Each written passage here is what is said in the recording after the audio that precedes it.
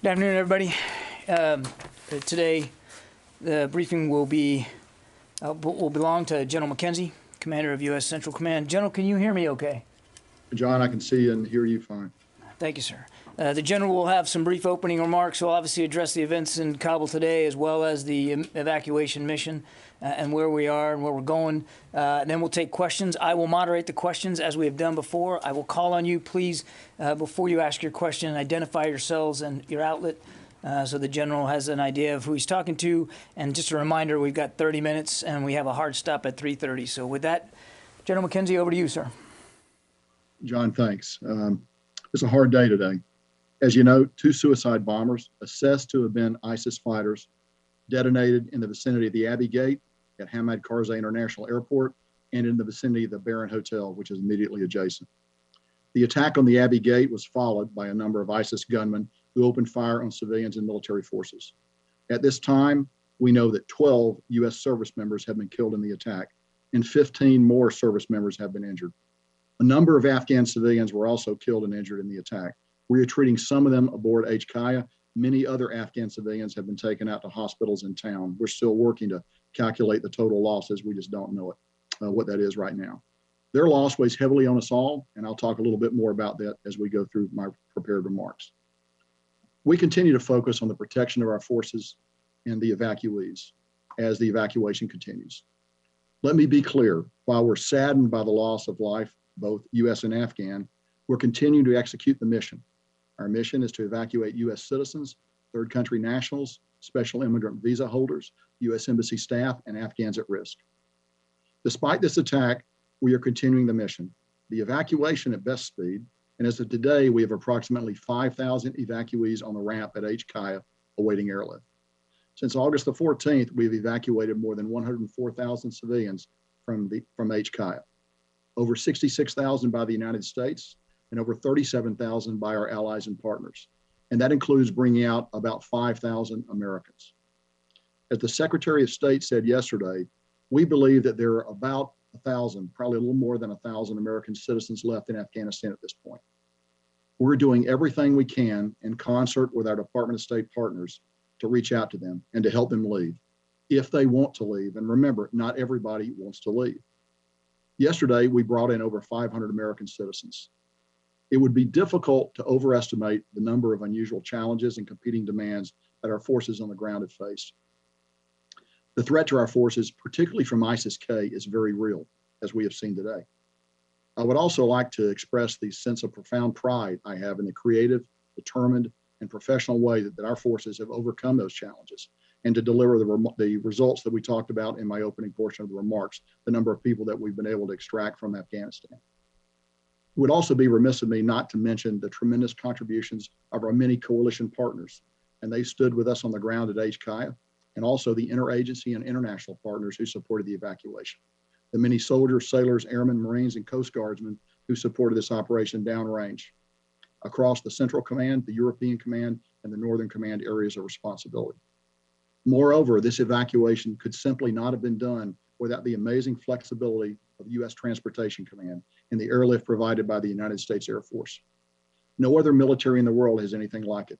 I'd also like to thank the host nations that have generously provided access to their facilities for the processing, the care, and the feeding of our evacuees. I also need to acknowledge the temporary suffering that some of our evacuees have had to endure. Please know that we continue to execute our #1 mission, which is to get as many American citizens and other evacuees as possible out of Afghanistan. We also continue to expand the capacity at our intermediate facilities to ensure safe, sanitary, and humane conditions for our evacuees, while continuing to look for ultimate ways to expedite their processing and ultimate transfer to the United States or other destinations. I'd like to close out my remarks today by just taking a moment to describe the heroism that our Marines, soldiers, and sailors are exhibiting as they screen the people who are coming onto the airfield. This is close-up work. The breath of the person you are searching is upon you. While we have overwatch in place, we still have to touch the clothes of the person that's coming in. I think you all can appreciate the courage and the dedication that is necessary to do this job and to do it time after time. Please remember that we have screened over 104,000 people. Finally, I'd like to offer my profound condolences to the families of our servicemen and women and Afghan civilians who lost their lives today. We have put more than 5,000 U.S. service members at risk to save as many civilians as we can. It's a noble mission, and today we have seen firsthand how dangerous that mission is. ISIS will not deter us from accomplishing the mission, I can assure you of that. All Americans can and should be proud of the men and women of the armed forces who are facing these dangers head on, with their international partners and all our other friends that are with us. And we appreciate your thoughts and prayers for all our service members who are carrying on this mission today. John, I'm now ready to take questions. Thank you, General. We'll start with Lita. Thank you. General McKenzie, Lita Baldor with AP, thank you for taking the time to do this. Can you give us your assessment of the ISIS threat going forward? What are you seeing on the ground now? Does this cut the evacuation short, do you believe? And are people able to get onto the airport now? And then finally, the president has warned that any attacks against the U.S. would be answered. Will this attack be answered militarily by the U.S.? So a number of questions there. Let me try to take them in order. So first of all, the threat from ISIS is extremely real. We've been talking about this for several days. We saw it actually manifest itself here in the last few hours with an actual attack. We believe it is their desire to continue those attacks, and we expect those attacks to continue. And we're doing everything we can to be prepared for those attacks. That includes reaching out to the Taliban, who are actually providing the outer security cordon around the airfield to make sure they know what we expect them to do to protect us. And we will continue to coordinate with them as they go forward. We are continuing to bring people onto the airfield. We just brought a number of buses aboard the airfield over the last couple of 3 hours. So we continue to process. We'll continue to flow people out. The plan is designed to operate while under stress and under attack, and we will continue to do that. We will coordinate very carefully to make sure that it's safe for American citizens to come to the airfield. If it's not, we'll tell them to hold, and then we'll work other ways to try to get them to the airfield. But I think our mission remains. We're still committed to flowing people out up until we terminate operations at some point, towards the end of the month. But I think we have the ability actually to do all of those things as we go forward. Let me just come back one moment. And you talked about going after ISIS. Yes, if we can find who's associated with this, we will go after them. We've been clear all along that we're going to retain the right to operate against ISIS in Afghanistan. And we are working very hard right now to determine attribution, to determine who is associated with this cowardly attack. And we're prepared to take action against them. 24/7, we are looking for them. David. General David Martin with CBS. 27 casualties is a terrible number. 12 dead. Could you explain the circumstances of these attacks which resulted in such high casualties for the U.S.? Sure, David. So first of all, you will understand that we're still investigating the exact circumstances. But what I can tell you is this. The attack occurred at a gate. And at a gate, we have to check people before they get onto the airfield. We have to ensure they're not carrying a bomb or any other kind of weapon that could ultimately make its way onto an aircraft. So that requires physical screening. You can't do that with standoff. You ultimately have to get very close to that person. So while the air base itself is surrounded with T-walls, we're well bunkered in. We've done a variety of things to protect ourselves. At these interface points, these gates where people actually come on the airfield, there's no substitute for a young man or woman, a young United States man or woman, standing up there conducting a search of that person before we let them on.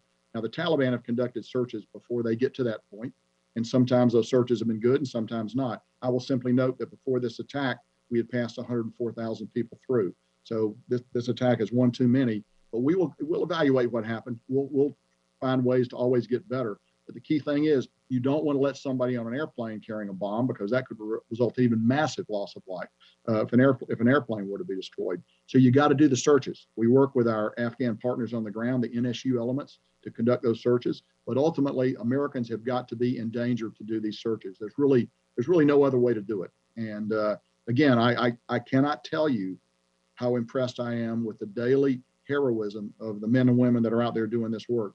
Typically soldiers, sailors, and Marines that are doing that work.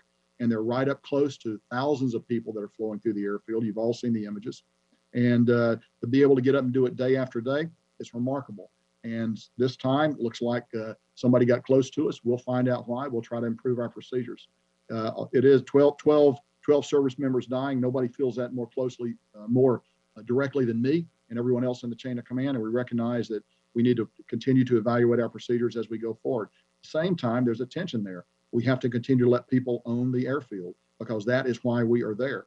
We're not there to defend ourselves. We're there to defend ourselves while we process American citizens first, but also the other categories of people that I've mentioned, get them to a place where we can fly them out into a safer, better future. So just to be clear, this suicide bomber was going through the gate, being searched, checked by U.S. service members when he detonated his vest? David, that would be my working assumption. I know this, he did not get inside, he did not get on the installation. It was at the interface point where they try to come in where this attack occurred. And we just don't know more right now. We're gathering that information. As you will understand, we're investigating that. But right now, our focus really, we have other active threat streams, extremely active threat streams against the airfield. We want to make sure that we've taken the steps we need to take to protect ourselves there. So our focus is on that. Over the next few hours and a day or two, we'll learn a lot more about what happened here. And I'm sure we'll be able to share that with you. But right now, our focus is actually going forward, ensuring that another attack of this nature does not occur. Because as you know, typically the pattern is multiple attacks. And we want to be prepared and be ready to defend against that. Courtney. Can you, hey, General McKenzie, it's Courtney Kirby from NBC News. Can you tell us a little bit more about these extremely real additional threats from ISIS? Is it a concern about more suicide attacks? And also about some of the steps that you may be taking to mitigate future attacks? I mean, would it include putting U.S. troops or Marines outside the gates or outside of the airport for additional perimeter security? And then finally, with all of this, is there any discussion about sending any additional U.S. troops to Kabul airport for additional security measures? So let me actually answer the last part of your question first. We assess we have the forces we need to protect ourselves there. I'm always in a constant dialogue with the secretary. If I needed anything else, I'd be talking to him immediately, but I think we have what we need to protect ourselves. So let's talk a little bit about the threat streams. So very, very real threat streams, very, what we would call tactical. That means imminent, could occur at any moment. And they range from rocket attacks. We know that they would like to lob a rocket in there if they could. Now, we actually have pretty good protection against that. We have our anti-rocket and mortar system, the gun systems that those of you who've been out there are very familiar with, that are pretty effective against these kinds of attack. We are well positioned around the boundary of the airfield, and we feel that we would be in good shape should that kind of attack occur. We also know they aim to get a vehicle-borne suicide attack in if they can, from a small vehicle to a large vehicle. They're working all those options. And then we just seen their ability to deliver a walk-in, a vest-wearing suicide attacker. All of those things we look at. Now, the other thing we do is we share versions of this information with the Taliban so that they can actually do some searching out there for us. And we believe that some attacks have been thwarted by them. Again, we've been doing this we've been doing this since the 14th. This is an attack that's been carried out. We believe it's possible that others have been thwarted. We cut down the information we give the Taliban. They don't get the full range of information we have, but we give them enough to act in time and space to try to prevent these attacks. The other thing we try to do is we try to push out the boundary even further so that we don't get large crowds massing at the gate. Clearly at Abbey Gate today, we had a larger crowd there than we would like, which goes to show you that the system is not perfect. But we have gained large elements of standoff at other gates, and we want to keep that kind of standoff in place. As you know, standoff for attacks like this is always the best defense. Unfortunately, we just don't have the opportunity, given the geography of the ground that we're on, to always gain that kind of standoff. So let me close up your question by saying, we take the threat of these attacks very seriously. We're working them very hard. We're doing a variety of things. We got, as you know, we have AH-64 attack helicopters on the ground that we're flying to take a look. They have very good thermal and optical imaging systems.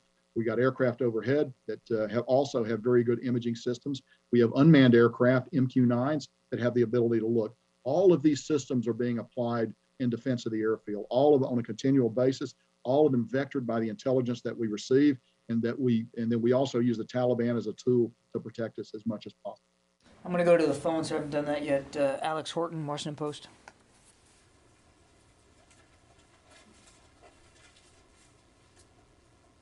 Alex, you there? Yep, just unmuting. Hey, General, this is Alex Horton with the Washington Post. Thanks for doing this. Can you give us a sense of where you are in casualty notification for these folks on the ground? How long you expect it to take, given that it's a large number? And also, can you tell us a little bit about, how the forces have reacted? You said that you introduced a little, probably more standoff at this point, but what are other measures you're taking to increase security after the attack? Sure. So I would actually defer you to the services for notification of casualties. That's a function that the services provide. And I believe that process is ongoing, but I do not have visibility on it. My visibility is fully forward against the day-to-day practical threat that we face in the theater. But there are other people who can probably then answer that question for you. I'm just not that person, Alex. So in terms of practical things that we're doing, okay, again, we've reached out to the Taliban. We've told them you need to continue to push out the security perimeter. We've identified some roads that we would like for them to close. They've identified that they will be willing to close those roads because we assess the threat of a suicide-borne vehicle threat is high right now. So we want to reduce the possibility of one of those vehicles getting close. And so we're actually moving very aggressively to do that. We talked a little bit about the overwatch that we have in place, but I'll review it again. We have our unmanned aircraft, our MQ-9s, and other unmanned drone systems that have very good optical and other means of looking down. So we look at what's happening around the gate. We try to identify patterns, and we got highly trained people that take a look at that.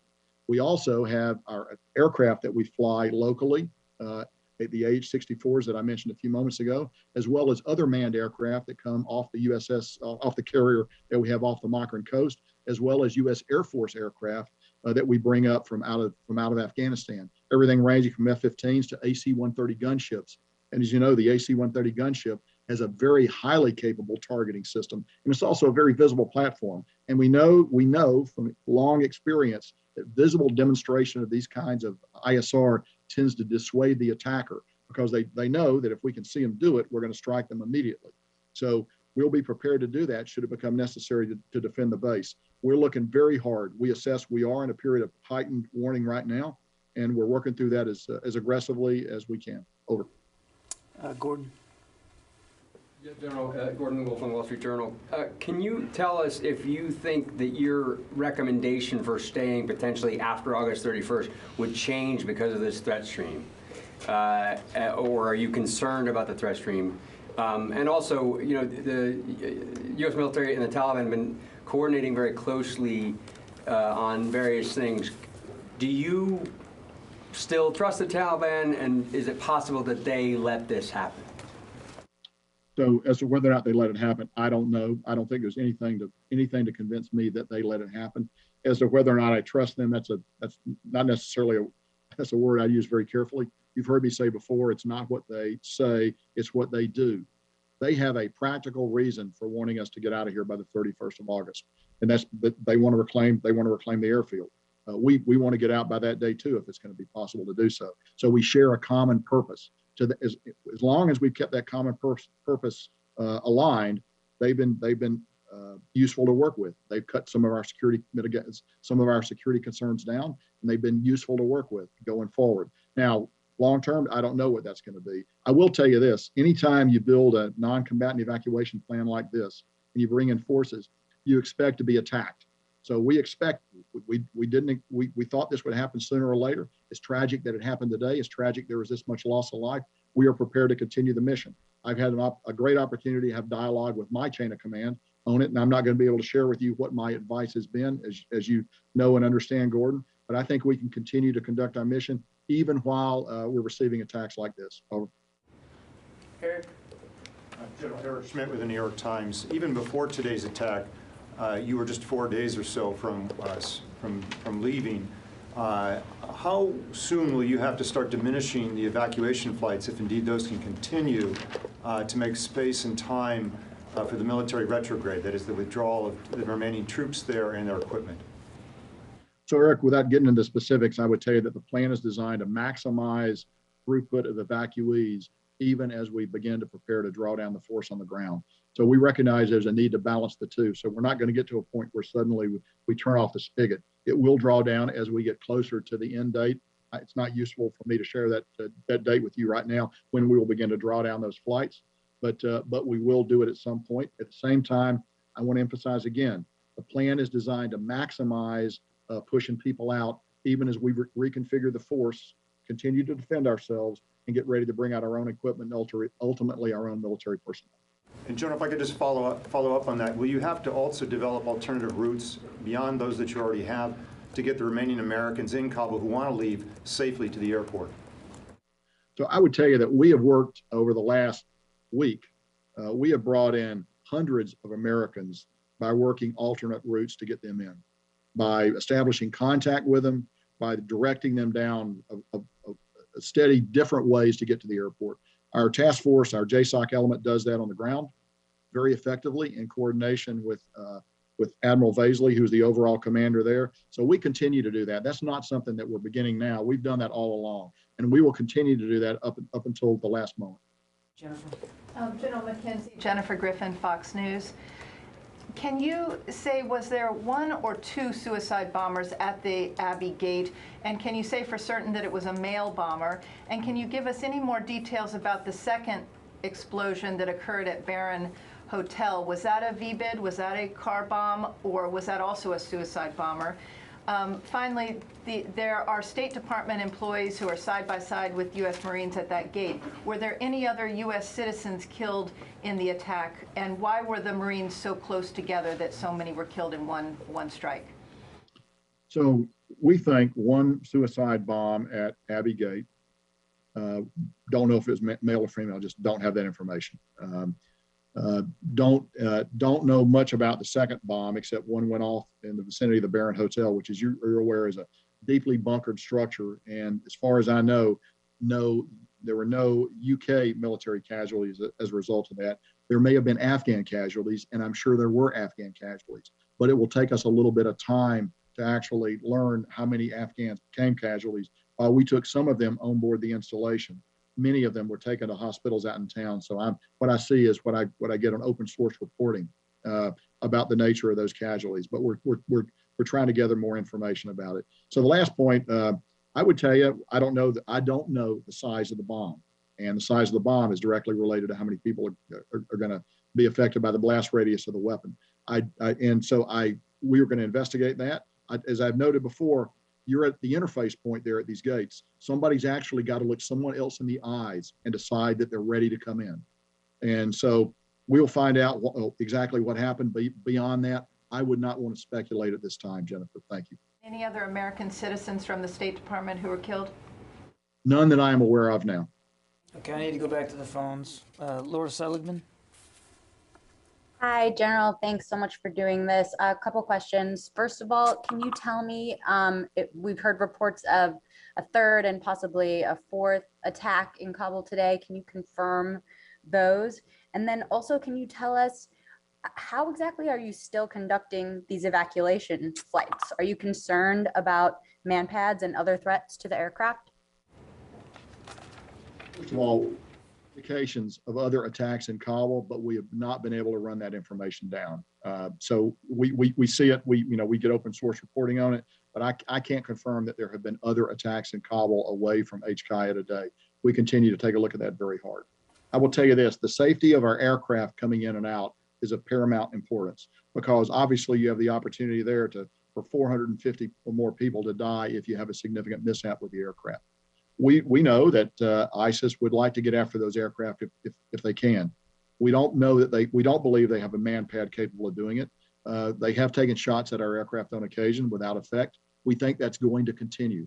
And we will, but as you know, military aircraft have a variety of self-defense systems. What's more vulnerable actually are the charter aircraft and other aircraft that are coming in that do not have those systems. So with our ISR, we look very carefully at the approach pattern and the departure pattern off that runway to see to see if we see any sign of something that might pose a threat to aircraft. That's one of the things that we look at religiously throughout the day and throughout the night as we conduct operations. Because really, the aircraft, the only way we're going to get people out of there.